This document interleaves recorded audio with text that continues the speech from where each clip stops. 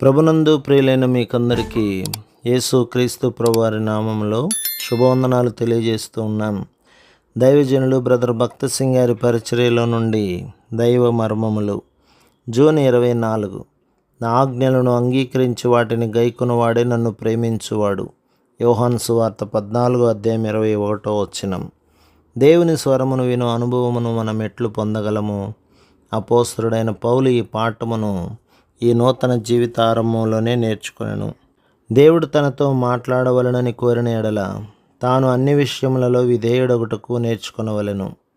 ప్రభువు సౌలుతో, నీవు దమస్కునకు వెళ్ళుము, అక్కడ నీవు ఏమి చేయవలెనో అది నీకు తెలుపబడును అనెను.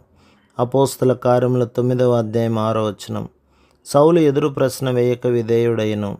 సౌలు దమస్కునకు వచ్చినప్పుడు దేవునిచే సిద్ధపరచబడిన అననీయాను కలుసుకొనెను. అపోస్తల కార్యములు 22:12. అననీయ మాట్లాడినప్పుడు సౌలునకు దేవుడే మాట్లాడినట్లుండెను.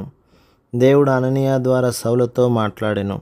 అననీయ సౌలుతో మాట్లాడినప్పుడు, నేను హింసించిన దేవుడు నన్ను క్షమించెను, ఆయన నన్ను సాక్షిగా ఎన్నుకొనెను అని నమ్మెను. కనుక మనము దేవునికి విధేయులమైనప్పుడే ఆయన స్వరమును వినగలము. ప్రభు మిమ్మును, మీ కుటుంబమును, మీ సంఘమును దీవించి ఆశీర్వదించునుగాక. ఆమెన్.